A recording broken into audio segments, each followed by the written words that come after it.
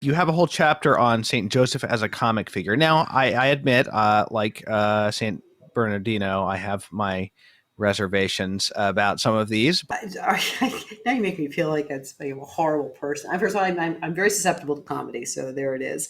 But there is a genre that appears in the 1400s in northern Europe, and the Why am I genre. not surprised?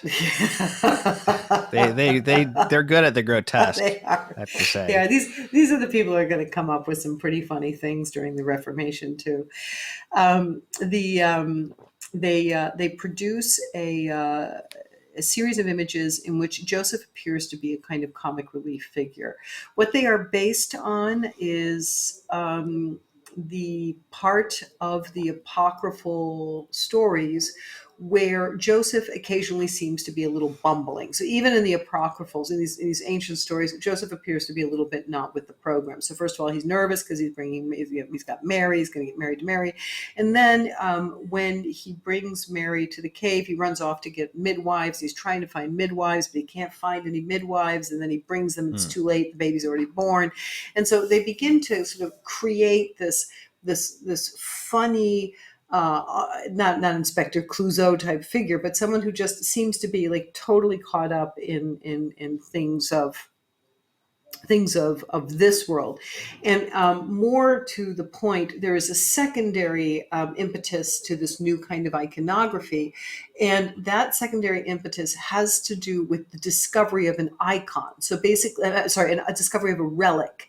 So Joseph, up until 1100, doesn't have a relic, and Hmm. relics help to kind of cement our devotion to saints. And so the fact is that they discover, or the relic of Joseph, it's his hosen, like Joseph's socks. I mean, come on. It's like the best relic ever. So it's in the Marian shrine in Aachen, and they find Joseph's hosen, which according to, again, legend, Joseph, when Jesus was born, the cold night in January in Bethlehem, Joseph took off his hosen and he cut it up in order to give Jesus swaddling clothes. And so Hmm. it's a way of kind of it laughs at Joseph, but at the same time exalts his humble and yet essential gift. And I think that's a really important part I Hmm. think it's a really important part of why these works are important. I think these works are very important because they allow us to enter into this tremendous mystery. The mystery of the incarnation and nativity is enormous. And, Hmm. Mary, well, she's Mary, and Jesus, well, he's God. And to have this kind of Joseph who's, oh, what can I do? What can I give? What can I offer? Oh, I'll tell you what, I've got socks. I could probably help you out with those. What a beautiful thing. And they're Hmm. often paired with the arrival of the Magi. So the Magi show up with all their fabulous gifts. But the first necessity, the man who took the clothes off his own body for Jesus, I think, yes, we laugh a little, but I think it makes us respect him. It's really an invitation to respect him all the more. Yeah, fair enough. I like this nativity scene by an unknown artist, which shows this scene directly, where we have Joseph sitting in the corner with his leg outstretched, and he's sort of taking apart his socks for I the love baby. it. I love it. I love it. Yeah. And then we've got some that are a little further from that particular story, like the Conrad von Soest nativity, where we have Joseph leaning over, really bending on all fours over a fire to make some food here, which is a more overtly comic image. It seems overtly comic because they put him in this ridiculous position, right? He's like curled up like a little ball. But on the other hand, when you look at donor images in mosaics, so for example, if you're looking at a mosaic in an apse where you see the Pope, let's take St. Paul's outside the walls, you'll often see the Pope kind of curled up like a little, or the bronze doors of St. Paul's outside the walls. You'll see the donor image kind of curled up in this kind of prostrate mode. So in many ways, it is just this that humility of Joseph, that abject humility, and almost a willingness to do anything for his son. And the other thing that's interesting about the work is that his colors pick up Mary's colors. So he's wearing kind of a startlingly yellow outfit, and he's got yellow and blue. And then Mary's got yellow and blue. So as Mary sits there and holds her son and contemplates her son, Joseph is busy with the mechanics of getting dinner ready, right? And so this is connected to this idea of Joseph nutrior domini, the man who feeds the Lord and the nourisher of the Lord. It is interesting that even though it does it in kind of a comic or kind of silly vein, I think the point they're trying to get across is much more respectful, is much more intended to include us lay people in how in our own daily lives we can be part of this project of salvation. I see.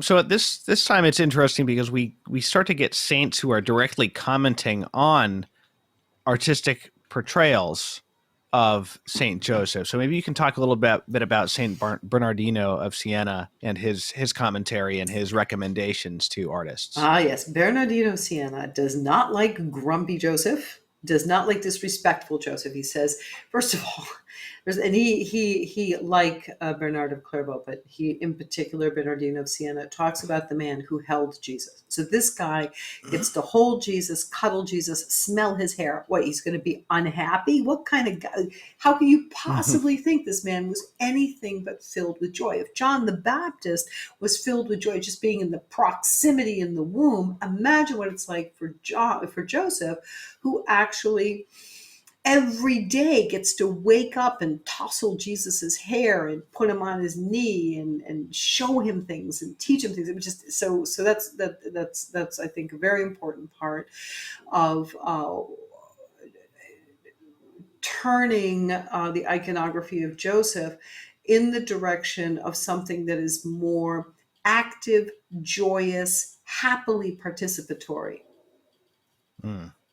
Yeah, well, it's interesting. I don't know how many. I'm sure that when you get to popes of a certain point, you get them making. I mean, the Council of Trent, for example, gave a particular impetus to religious art. But it's just interesting to see saints explicitly commenting, not only sort of indirectly influencing art by their commentary on the subject matter, but also commenting on works of art themselves and sort of approving or disapproving of different trends in devotional art. You're right. Bernardino of Siena has a particular dislike of those he'd seen those comic images, and he does not like them at all. So he doesn't like Joseph as an old man, and he doesn't want you making fun of Joseph. I think ironically, I think this is a funny little irony.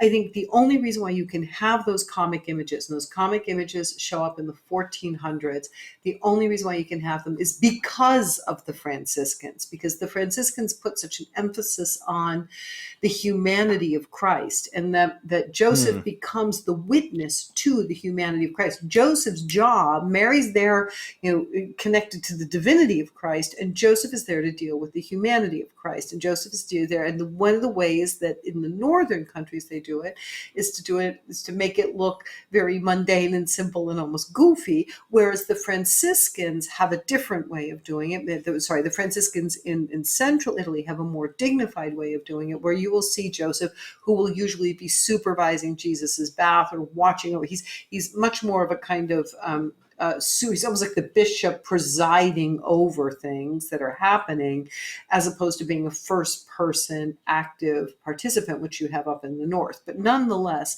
I think these are two sides of the same coin. So that it actually is the revolution brought about by the Franciscans, of which Bernardino of Siena is a very important exponent, that creates the foundations to form the more comic image of Joseph.